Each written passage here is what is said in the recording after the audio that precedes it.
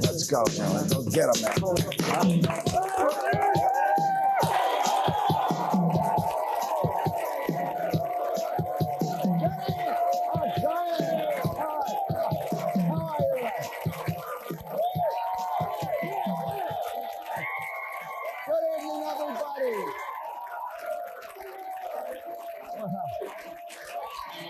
How are you? Nice to see you. Hi, Mortin. I'm Steve Schroyer. Hello, Steve. Nice to see you. Why? I got his best-selling book, and I haven't even started. Is he trying to hustle this book? Hey, listen, gang.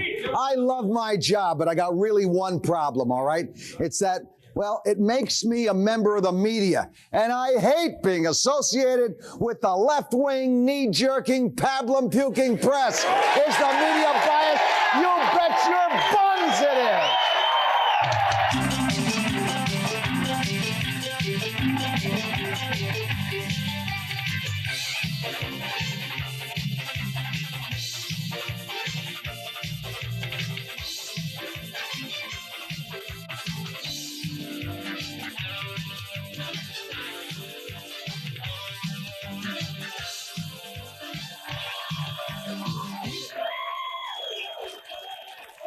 Hey, let me introduce our guests on stage tonight, all right?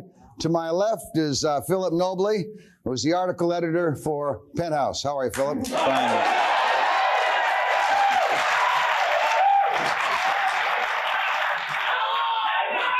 To Philip's left is Stephen Schroyer, who is the PBS media critic and also the brother of a good friend of mine, Congressman Schroyer. How are you? Delighted. Let me get a plug in for his new book, all right? It's called The Complete Guide to Video Cassette Movies. Does this include dirty ones, too? No, everything except pornography. Everything except pornography. Hey, wait a second. I might be liking this guy. I might be liking this guy here for a second. Hey, guys, let me start with Philip. Is the media controlled by the pablum-puking liberals? Would that it were, Mort. In fact, the press is a vast right-wing conglomerate. No, jeez. Everybody. A vast right-wing conglomerate. You mean it's owned by right-wingers and run by left-wingers? No, in cartoon terms, that's correct. The people who in own... cartoon terms? Yes. I can't understand cartoon terms. This show is a cartoon show, Mort.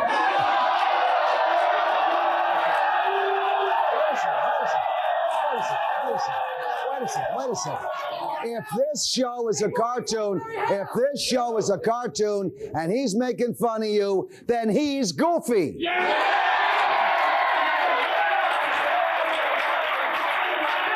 Explain to me your concept of the right wing. Wait a second, cool it. Explain to me your right-wing concept of the press. Well, as everyone knows, the rich control most things in the United States. The rich control the press in the United States. Of course. And you think all the rich are conservatives? Oh, no, I think rich wealth tends to create conservative views. Who owns the press in the United States? Very wealthy people. Tell me who owns the press in the United States. Pardon? Tell me who owns the press. Who owns Penthouse? Bob Guccione. Conservative? No. No. Huh? No. Who owns Playboy? Hugh Hefner. Conservative? No, absolutely not. I see. Who owns the New York Times? Who owns the Washington Post? Who owns the LA Times? Who owns Time Magazine? Who's the editor? Who's the editor, all right, of the Washington Post? Ben Bradley, am I right? Ben Bradley. Conservative? Absolutely not. Oh, you're reading this amazing. It's run by the conservatives. This guy hasn't named a damn conservative No, I yet. said it's owned by conservatives. Though it's owned by conservatives, and those who own the presses control the presses. But Mort, you're absolutely right. The people in the press, the working press, tends to be left of center. And I think that comes merely from education. Or lack of it. No, not lack of it. All right, go ahead. Go ahead. Let's hear what Stephen has to say. my colleague is onto something interesting, but part of the problem is you can't define the press. There is no single generality. There's a difference between network television news and local television news. A significant difference. Local television news, for the most part, tends to be much less good. The people are much less qualified, and so on. And local television news tends to be much more conservative, am I correct? They are owned, almost without exception, the television stations throughout America are owned by enormously wealthy and powerful organizations, whether it's the Gannett newspaper chain or Newhouse or the McClatchy Hearst. chain.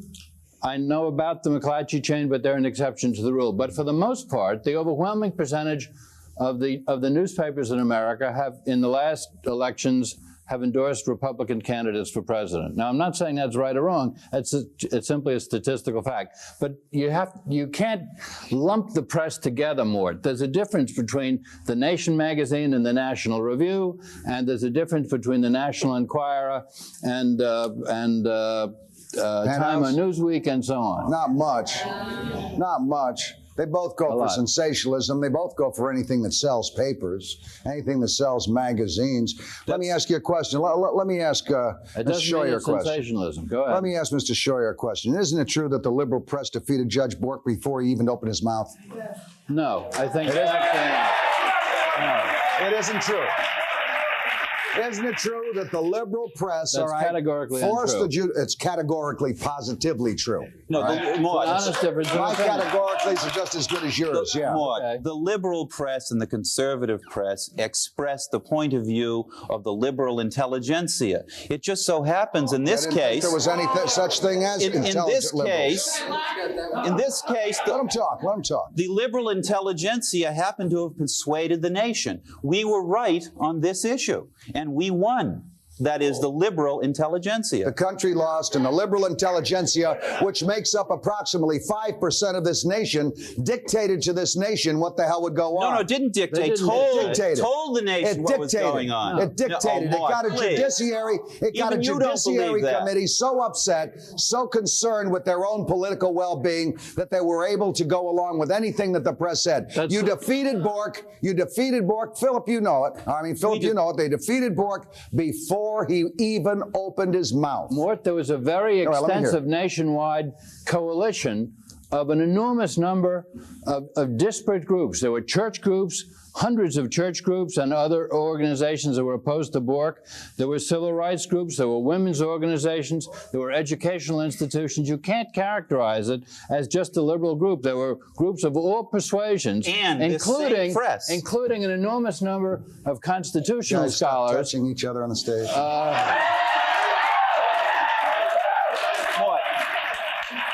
And this same press, this same vast middle press in the United States is the one that made Ronald Reagan so popular. It's only when Ronald Reagan is exposed for his amiable duncehood that you complain about the press. When Mike Wallace Jr.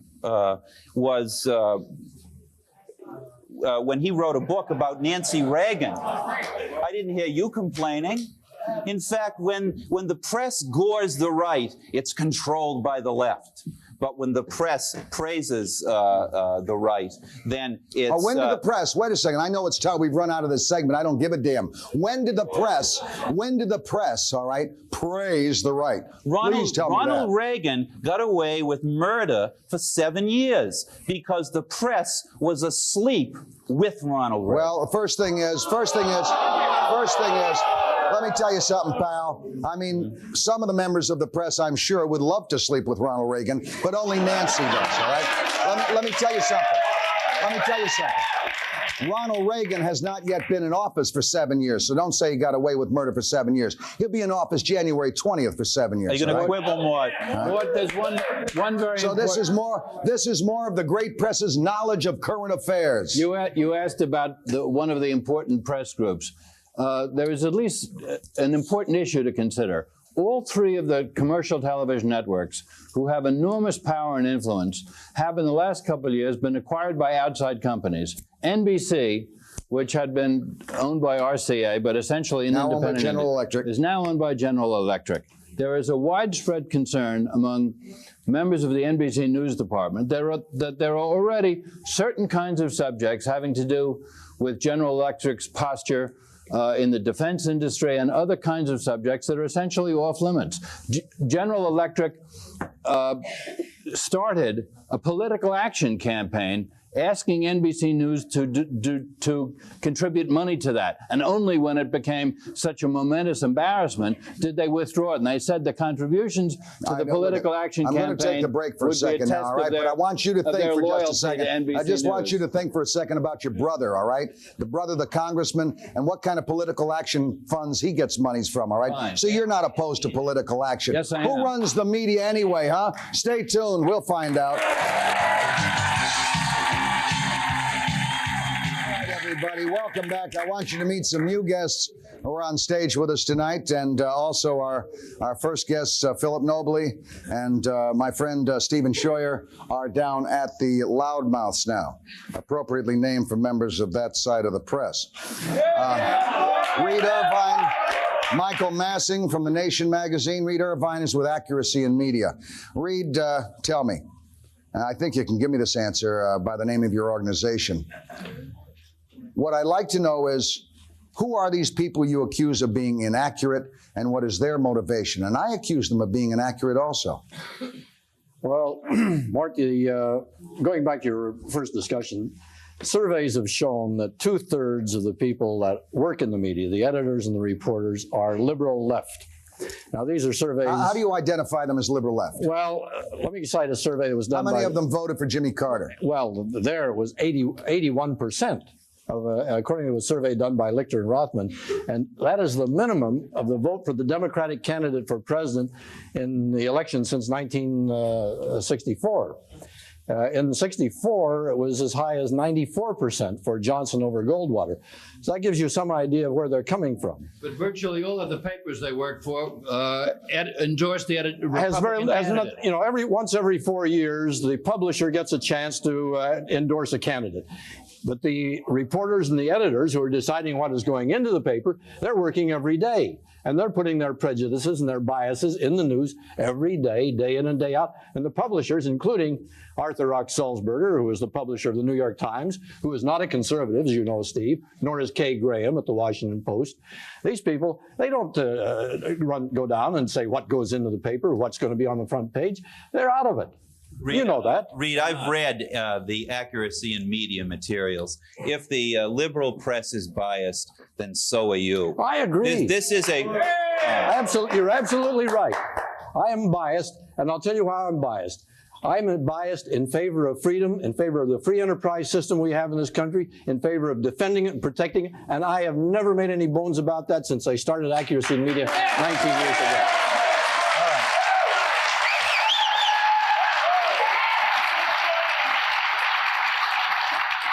Who really decides what we see on television news and read in the newspapers?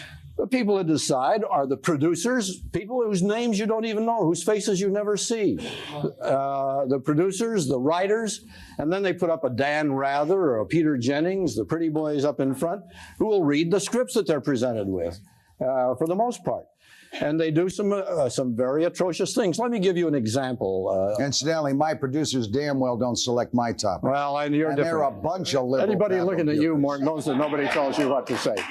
Let me give you an example. On May 30th of this year, CBS broadcast a Soviet disinformation propaganda that the United States Army had created the AIDS virus and was spreading it around the world. They said this with a straight face. Now, we protested this to CBS immediately.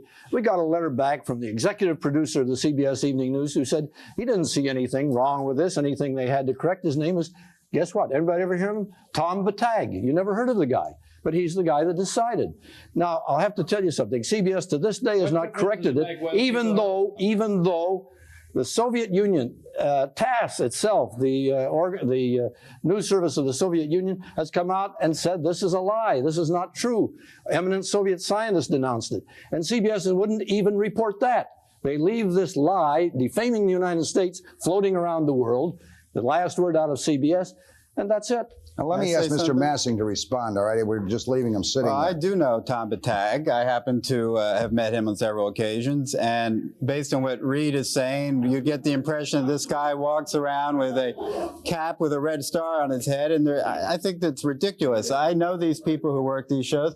If you watch the networks and their presentation of the Soviet Union, I would like you to sit here and tell me that these people are pro-Soviet, that they believe stuff, that when the Soviets say the U.S. has planted AIDS around the world, we all know that's nonsense, and I just can't Then believe why the hell do we any report it? Why They're do we probably report reporting it, it in a way to show how nonsensical the Soviet Did you write an Union is? article in the Did you write an article in the Nation denouncing what CBS had done and saying that they didn't I apologize never for it? saw it. It's Yeah. the first time I've heard of it. Michael, you're not reading Everyone the AIM else report. saw it. I obviously. know about it. Let me tell you how wrong you are, Michael, because Lawrence Tisch, who is the president of CBS and the CEO, at the CBS annual shareholders meeting last May said, when I said this was Soviet disinformation, Lawrence Tisch said, that's your opinion. And I said, well, it happens to be also the opinion of the State Department and the Pentagon. He says, well, we don't have to believe everything the Pentagon says. But we are expected to believe everything that the newspapers say. Yeah. Everything the newspapers say. Well, let me They're never inaccurate. let me Let me ask both of these guests while they're up here. Let me go to you first, Mr. Massing. Let me go to you first, Mr. Massing. Mr. Scheuer, just a second, please. All right. Is there an organized conspiracy by the liberals in this country and mass media? I think there's as much of a conspiracy of the liberals in the mass media as there are in law, medicine, any other profession. Then This you country agree that doesn't those run. other This country does not run that way. professions are also conspiratorial as far as the left is concerned. I appreciate I'd say that. if you think the doctors Reed? are run by conspiracy, Reed? then I'll grant it to I you. asked you the same question. Conspiracy in the sense that Peter Jennings, Tom Brokaw, and Dan Rather get together and decide what they're going to do. No, absolutely not. It doesn't have to be that way. Steve Scheuer, or no, it was Philip put his finger on this when he said it's education. What these people that are running the media, they are, for the most part, graduates of our liberal arts colleges. You look at the professors in these colleges, they're overwhelmingly liberal left. These kids go in, as I did when I went to college, they come out indoctrinated with those left-wing ideas for the most part. And that's where it starts. Go ahead, Philip. Go ahead, Philip. You look about the age to have fought in the Vietnam War, did you? No. You weren't in Canada, were you? No, I was. Okay. I'm proud to say I was a draft dodger, though, and if I had to do it again, I would. Did I hear that right? You were a draft dodger? You were a draft dodger? Let him talk. Let him talk. I admire anyone who tells the truth, and I admired that small bit of truth coming from Philip. Go ahead. Oh, I try to dodge all criminal wars, Mark. But I want to say that the left is also guilty, as Reed is, of the censorship of ideas. I remember being appalled that people on my side of the fence were opposed to showing America on television because they felt it would tick off the Russians in an area, a time when we're moving towards détente. I remember seeing letters to the editor of the Times day after day by good liberals saying, this is bad television. I say, let 1,000 political flowers bloom in the media. And what happened? You get the a left bunch was of blooming disappointed. idiots. What happened? Now we are on the verge of détente with Russia and a major treaty, even after America. So the point is, our politics ought not to control our entertainment. Mr. Massing. I'd like to ask Reed a question based on something that he just said, which is, CBS broadcasts this thing about AIDS in the Soviet Union, and our State Department denies it. Well, Reed, would you like our media merely to put on television what our State Department says, or our Pentagon or the White House? Isn't that exactly what the Soviet Union does? Pravda goes up there giving the Communist Party line. We don't want our media to be that way. Not only is the State Department denied it, the Soviet Union has also denied it after the fact. Now, here's what they didn't do. The State Department 5 months before CBS aired that broadcast, said the Soviets are spreading disinformation around the world and have been doing so for a year, accusing us of creating the AIDS virus. CBS, NBC, and ABC didn't report that, Michael. That was a State Department Never saw it. Never saw it. When they came out with this Soviet report in March of last year, did they go to the State Department and ask for a comment? No, they didn't think of, The way our journalism operates is you get a variety of viewpoints. Yeah. You go to the State Department, you get their viewpoint. You go to Moscow, you get their viewpoint. The way I'm our afraid media that when I operates listen is to they you, make the if you want accusation one on view page and 1 your and the view apology on Pentagon page view and the White 17. House. Did the media massacre William Casey? Next. Stay tuned.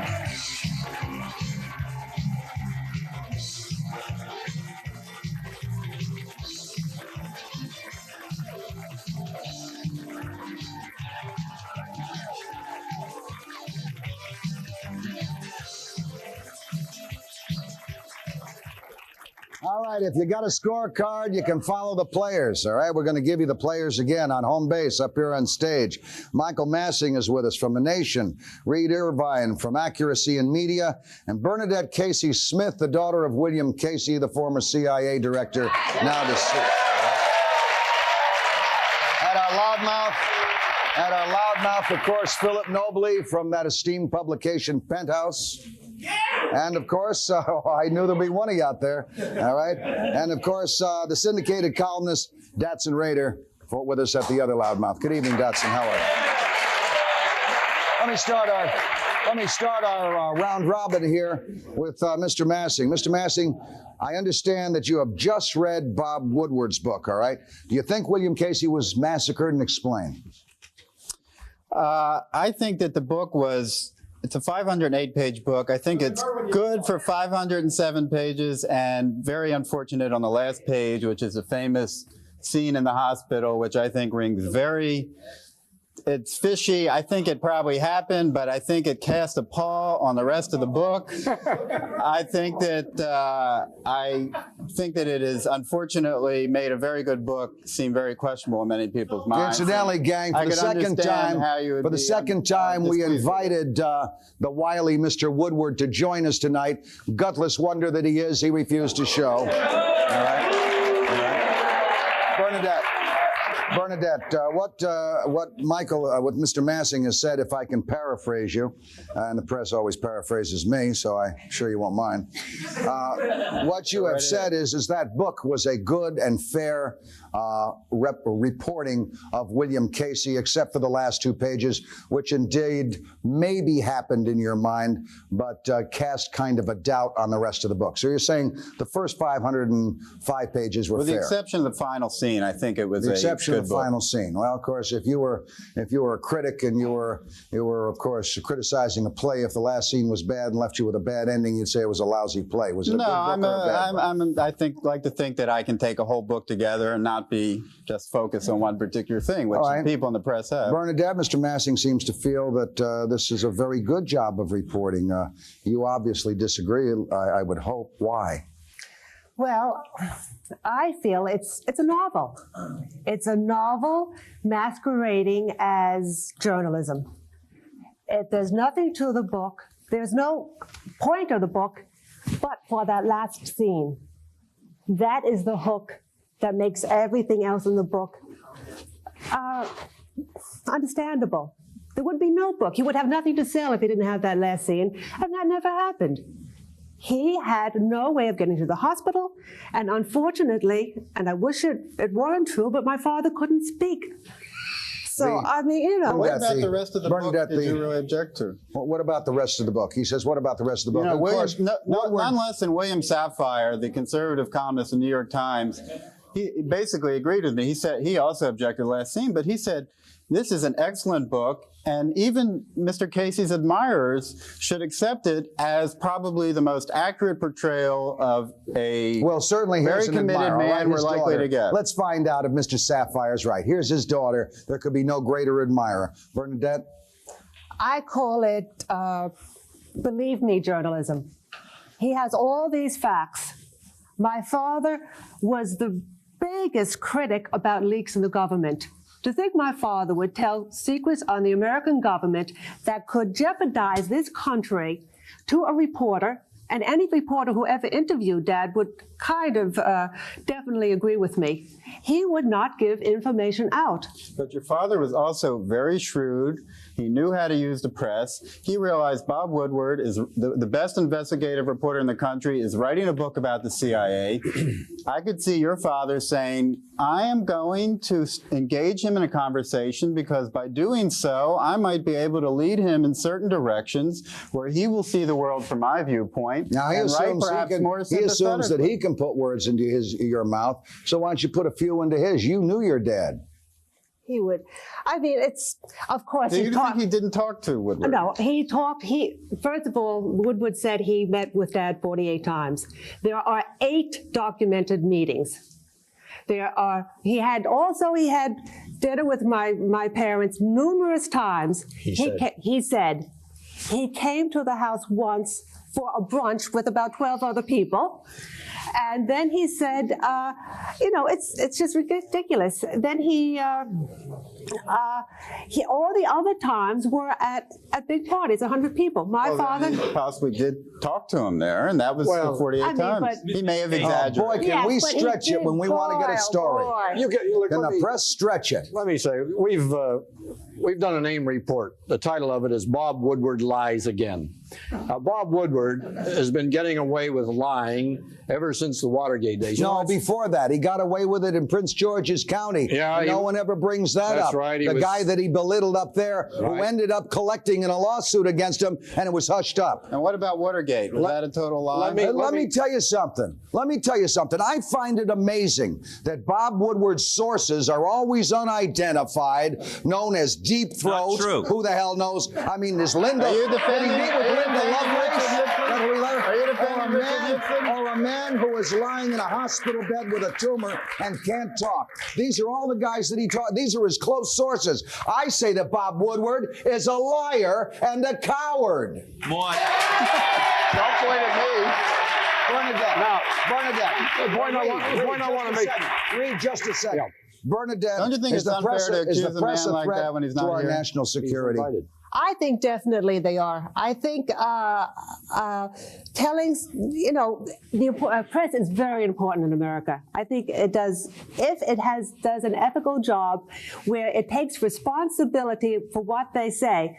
But when they report things that can hurt our friends around the world, it could be disastrous. Mr. Woodward's book is actually filled with descriptions of when your father engaged Ben Bradley and the editors of the Washington Post in long discussions about what should be published and what should be not. And it does seem to me that in the book, the Washington Post went out of its way to water stories down, to delay them until an agreement could be worked out between the authorities and the paper.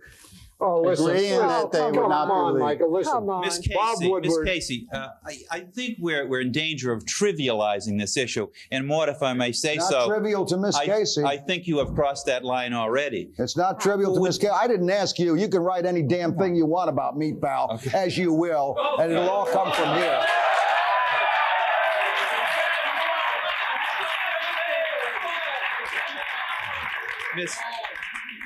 Miss Casey, could you tell us something in the book that endangered national security or some piece of intelligence apart from that hospital scene, which you know, and I don't know what you do for a living, to be untrue? Where was Bob Woodward inaccurate in the body of the book?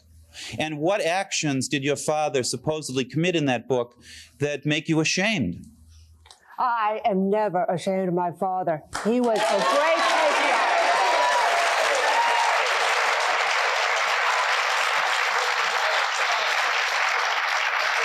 And I think it's outrageous for a reporter to put a lie in a book when the person is not here. At least Deep Throat might come out if he exists, but that's not the case. The CIA. The lie is that Dad, my father, knew all about the Iran-Contra affair, and I don't believe it's true, and I know Dad could not tell him that was true. Miss Casey, do you believe that your father funded right-wing death squads in El Salvador, which Bob Woodward charges in your book? Are you proud of that kind of activity? First of all, I know my father did not talk about secrets on our national security level to Bob Woodward, and he didn't talk to me about them. So you don't know. He could not talk to anyone without clearancy on any national security But he matter. selected What about the Bob facts, though? Woodward, All right. who was a close friend of Linda Lovelace's, all right? He selected Bob Woodward to bare his soul to. He's selecting a left-wing guy like that when he believes this country is Because great he was and smart. he's giving them secrets. Smart Yes. hell. He was smart enough not to tell him Listen, a damn thing. a lot of people- We'll be back in just a second. Some people say that the media is a pack of reporters. I say it's a woke pack. Are you tired of sitting home watching this? All right. Okay. All right, everybody. Welcome back. Remaining on home base with us, Reed Irvine, Michael Massing. Again, let me reintroduce, please, Dotson Rader, who not only writes for Esquire magazine, but the New York Times, and I believe the Republic. Is that correct, Dotson? Let me address this to you, all right? I say the media creates stories. What do you say? Well, I don't think the media creates stories. I think the media at times overemphasizes stories. Okay. In other words, they take a small, minor event and they blow it up because it's exciting. Let me give you an example. You take, in terms of presidential candidates, there's a certain amount of selectivity in what the media decides to cover, and I think that has, to a large degree, comes from the given opinion among all of us in the national press, because most of us know each other and we go to the same parties and so on, and there's a certain kind of majoritarian opinion that develops.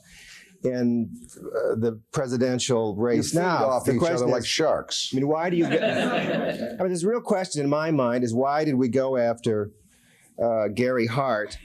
I never would have run that story as a womanizer, and we don't go after Jesse Jackson, who is probably more of a womanizer. All right, let me ask you a question. All right. Let me ask you a question. Let me give you an example of what I think is a media-created story. Imelda Marcos's 3,000 pair of shoes. Headlines. I mean, that's really a headline story, isn't it? Some babe from the Philippines decides she wants 3,000 pair of shoes. Well, you gotta. About Daniel Ortega's eyeglasses. She is not some babe. She was the wife.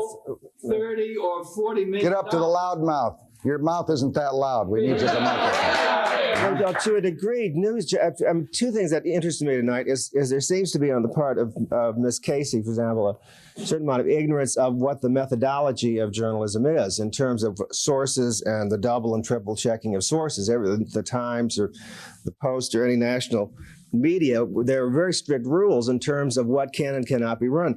You would be amazed at the amount of information that comes to members of the national press that we never touch. I mean, the question is, How about the Fawn Hall story? Let me give you an example. All right, but I don't want to run this. We got a lot of things to talk about. All right, right? listen, just in terms of how news judgment is made. One of the it's almost a cliche in terms of journalism is, how do you determine if you're going to write about whether the first lady, for example, I don't mean this first lady, a first lady is having an affair? When is it news? If she's having an affair with a Marine guard at the White House, that's not news. But if she's having an affair with the Soviet ambassador, that is news. Okay. Right? I think that's a very fine line and a very good line that you've drawn. And one thing, in terms of the press, which I'm part of, that I find unsettling, is the hypocrisy that's developed in terms of holding people running for public office to standards we do not hold ourselves to, and that the American people do not hold themselves I never to. thought I was going to agree with you. My God, you're right. But let me give you a couple more stories. I still say the press creates stories, all right? How about the Janet Cook story? Well, there again that's the fault of Ben Bradley, and it's the fault of the checking at the Washington Post. Janet Cook's story, folks, is the lady who wrote the story about the 8-year-old heroin addict for which she won the Pulitzer Prize. That's right. Let me tell you who her editor was, who went through that story word for word for word through the entire story. Bob Woodward. The story was a total phony. She admitted it. She made it up. No, That's a Bob created Woodward story. proved it was a phony. No, Bob he did Woodward- not. He did like hell. He did not. After it was No, he published. did not. He was her editor. Right, He after was it the was- editor, and he did not disprove it. The After confession it was was made to published. Dave Moranis of the Washington Post, and Woodward had nothing to do with it.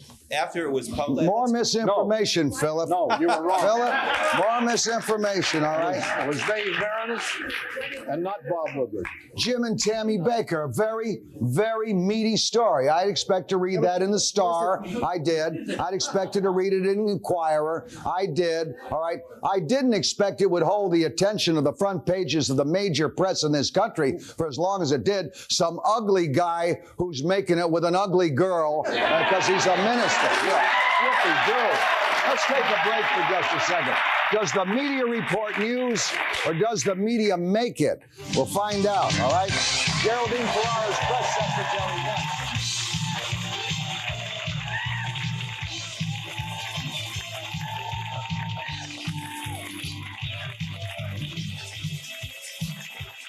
Joining us in this segment at our loudmouth over here is Trudy Mason, the former press secretary for Geraldine Ferraro.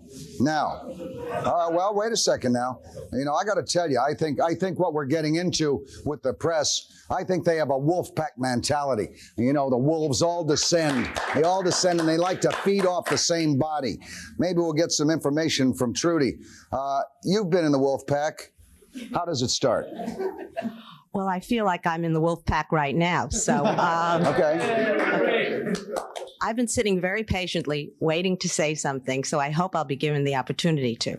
Besides being New York State press secretary for the Mondale Ferraro campaign, and we can get into what the press did and didn't do to both Mondale and Ferraro and the Reagan-inspired press. Well, I know, but I'd also like to, I'm here as a person, so I'd also like to tell you what I did You're after that.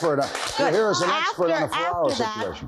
You're here as an expert on the Ferraro situation. Let's hear that first. If we have time, we'll allow you to make a statement. Last year I did public relations for the Great Peace March for Global Nuclear Disarmament, which crossed the Well, I listen to all of you shouting. Listen to me for 1 second. Thanks, okay?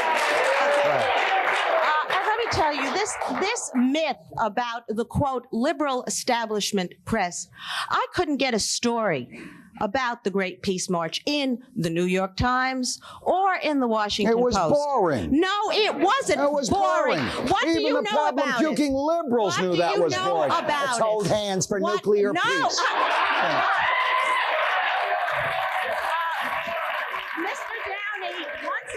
You are confusing the facts. Hands Across America was something that had to do with hunger.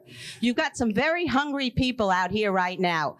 But let's not confuse hands and feet. Okay, fine. Okay? Tell us about whether you think the press treated Ferraro let's talk properly. about different parts of the anatomy, if you want to talk about different parts of the anatomy. Let's talk about the press. Did they treat Ferraro fairly? Do you think they treated her fairly? Do I think they treated her fairly? No. Do I think they treated Ronald Reagan fairly? They bent over backwards. You keep on pointing to your backside. Well, they were on their backsides as far as Ronald Reagan. They bent over backwards. All they did was report that he smiled, that balloons went up.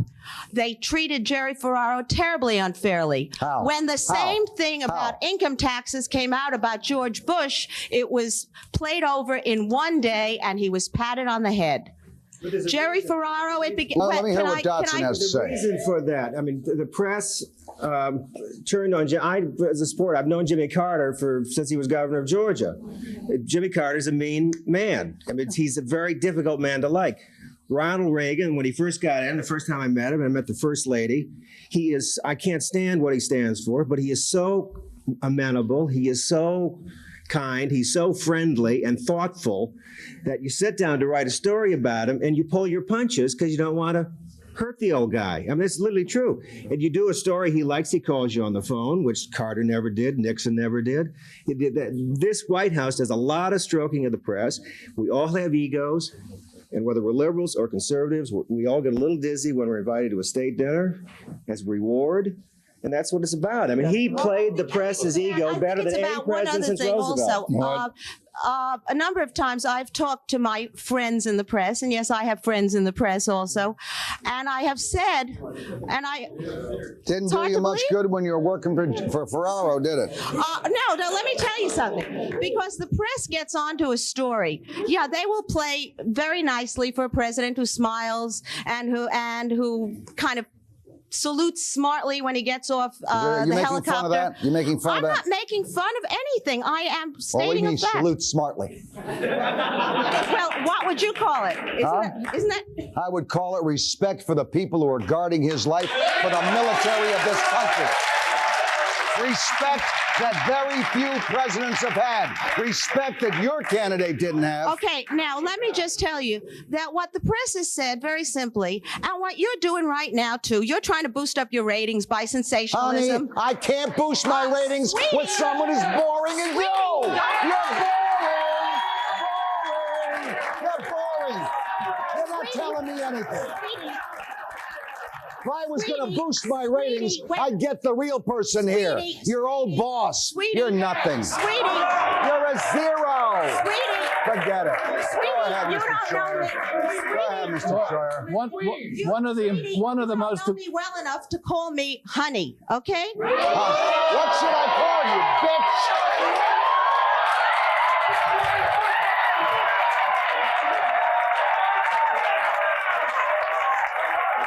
You're one of these women libbers who can't be a honey or a sweetie or a baby. Huh? You got it, pal. I'm a sexist. I'm all in favor of sex. Go ahead, Mr. Scheuer. Really a good advertisement for There's an extraordinarily important... Shameful how you're treating An extraordinarily important point... If you think it's so shameful, why don't you get the hell off here then? Take her out for a drink. Get me off that. Take her out for a drink. You can't get me off that Take easy. her out for a drink. Go ahead, Mr. Scheuer. There's an extraordinarily important point that you made that has not been dealt with. You said in a very pejorative, nasty way that the press creates news. That's part of the press's obligation to dig out. Not to create it. Yes. Not to create it, no. To find it, yes. To create it, no. Oh, what's the difference? To report. There's a big difference. Simplistic. You don't know the difference between creative and find. Most I can go to kindergarten. You with your great education don't know what the hell you're talking about. You're right for these fancy newspapers. You're on a crap. I'll be back and goes, how does the press see me? I'll tell you.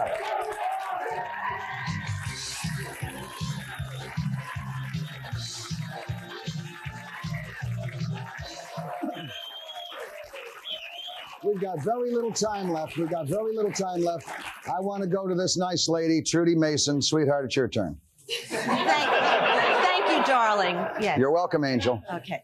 I think that very seriously that you brought up something unintentionally, which is the whole issue of sexism and the way Jerry Ferraro was treated, because the issues are totally lost.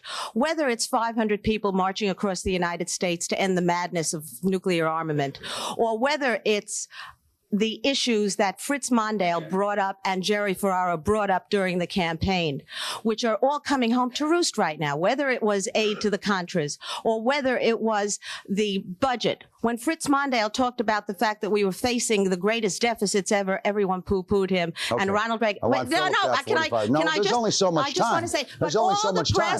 Philip, please step in all there. the press Philip, you're losing your focused time. on You're losing your time, Jerry Philip. Ferraro's That's one of the reasons Geraldine lost. Her mouth would never zip. Yeah. Philip, go ahead. Philip, go ahead. Go ahead. The kamikaze press, both left and right, makes a big mistake by this moral crusade. People on the left as well as the right suffer from it. And I just want to mention that one of Reed Irvine's good friends and a high official at the Justice Department resigned his job last year because he was going to be exposed as a man who kept a private porno collection. I think that man should not have lost his job merely because he read Penthouse. Who was that? Al Regnery. All right, we'll have another show on that. We'll have another show on that. I want to I get the last word here, Mr. Scheuer. We're not in Congress right now, all right? Let me tell you something, my friends, each and every one of you out there. Do I like the press? No. I think they suck, all right? I'm just telling you. And I'm part of the media. Is the press going to get me at some point? Yeah. Well, are they going to get me because I've been married 3 times? Because I cheated on my second wife? Because when I was a kid, I went to jail for 60 days? Because I passed a bum check? Because I was late on my taxes? You got it all now, press. Write whatever the hell you want. The wolf pack is back, and we don't give a damn.